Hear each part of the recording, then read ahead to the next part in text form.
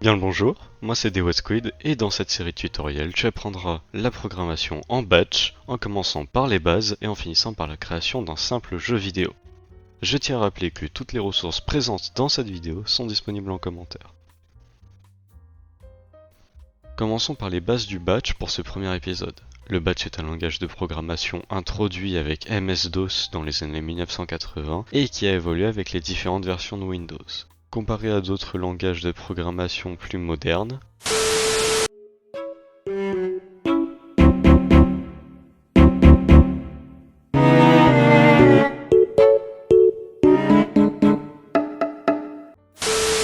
pour commencer à programmer en batch, tu auras besoin d'un ordinateur Windows 7 ou d'une version ultérieure, car le batch est uniquement disponible et exécutable sur ces systèmes d'exploitation. Pour écrire ton code, il est également recommandé d'installer un éditeur de texte ou un environnement de développement intégré. Tu peux utiliser des logiciels tels que le bloc-notes de ton ordinateur, Notepad++, Visual Studio Code ou tout autre éditeur de ton choix. Dans cette série, nous utiliserons Visual Studio Code. Pour l'installer, rends-toi sur le site officiel de Visual Studio à l'adresse code.visualstudio.com. Il te faut maintenant télécharger la version Windows, lancer l'installeur et suivre les instructions pour installer le logiciel. Maintenant que tu as installé Visual Studio Code, nous allons voir comment ajouter des extensions sur ce même programme.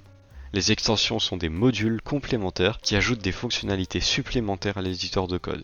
On pourrait les comparer à des mods Minecraft, car elles ajoutent du contenu supplémentaire au jeu. Pour pouvoir configurer et installer des extensions dans Visual Studio Code, clique sur l'icône des extensions dans la barre latérale. Dans la barre de recherche, saisis Batch pour trouver les extensions liées au batch. Sélectionne les extensions que tu souhaites installer en cliquant sur le bouton Installer. Le nom des extensions que j'utiliserai dans cette vidéo sont disponibles en commentaire. Une fois que tout est en place, nous pouvons passer à l'apprentissage de quelques instructions de base en batch. Pour commencer, créons un projet dans Visual Studio Code, en sélectionnant un dossier pour accueillir le code. Ensuite, en cliquant sur le bouton pour pouvoir créer des fichiers, nous créons un nouveau fichier batch.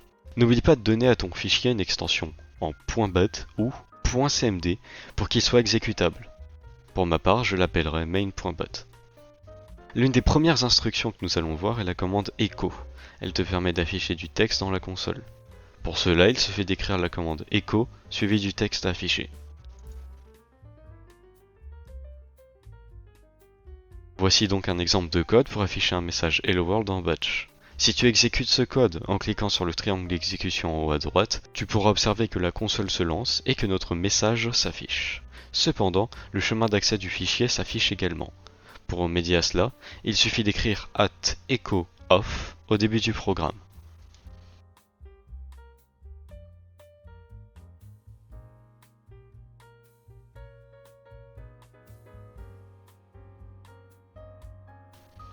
Vous remarquerez qu'une des instructions dans ce code ne s'est pas exécutée.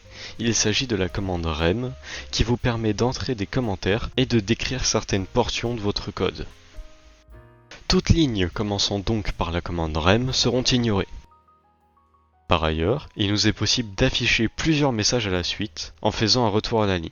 Pour cela, il suffit d'écrire plusieurs commandes echo les unes après les autres.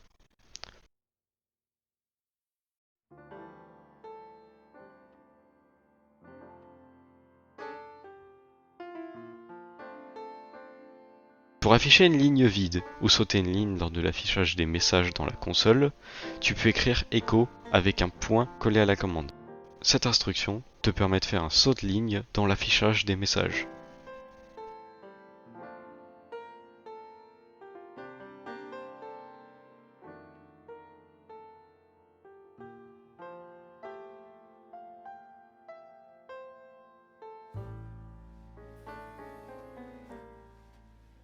Passons maintenant aux variables. Les variables en batch sont utilisées pour stocker des valeurs temporaires ou des données que tu peux utiliser dans ton programme. On peut les comparer à des étiquettes sur lesquelles tu peux écrire des informations que tu souhaites garder en mémoire. Imaginons que tu aies une étiquette sur laquelle tu peux écrire ton prénom. Tu peux ensuite placer cette étiquette sur un objet pour pouvoir l'identifier. Une variable en batch est constituée de deux choses. Un nom, qui permet de la reconnaître, et une valeur, qui est ce qu'elle stocke, par exemple une chaîne de caractères ou un nombre. Pour déclarer une variable, on utilise la commande set, suivie du nom de la variable, puis du signe égal et enfin de la valeur. Voici donc un exemple de code pour déclarer une variable ma variable avec la valeur bonjour. Tu peux ensuite utiliser la variable en la préfixant avec le signe %. Par exemple, pour afficher le contenu de la variable ma variable, tu peux écrire echo % ma variable %.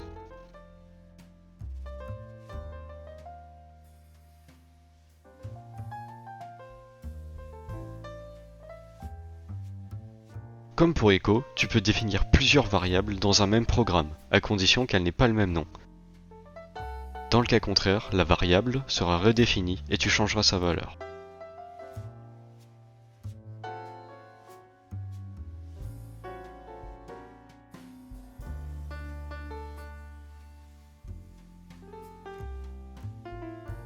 Les variables en batch ne sont pas sensibles à la casse, ce qui signifie que ma variable et ma variable tout en minuscules sont considérées comme un même nom.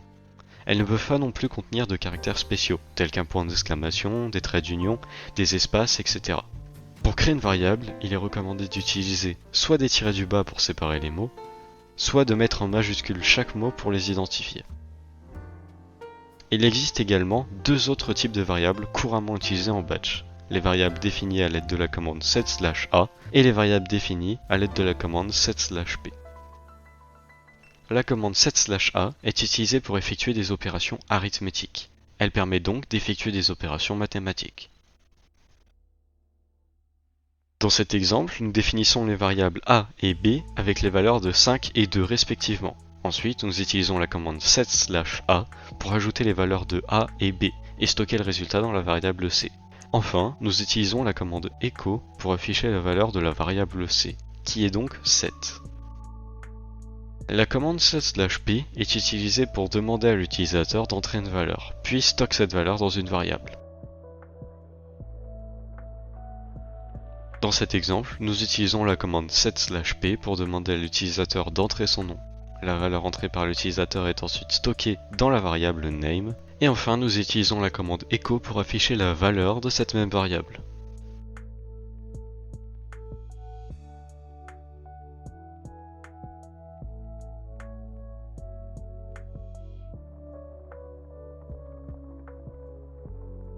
On arrive donc à la fin de ce tutoriel. Si tu as des questions, n'hésite pas à les poser en commentaire.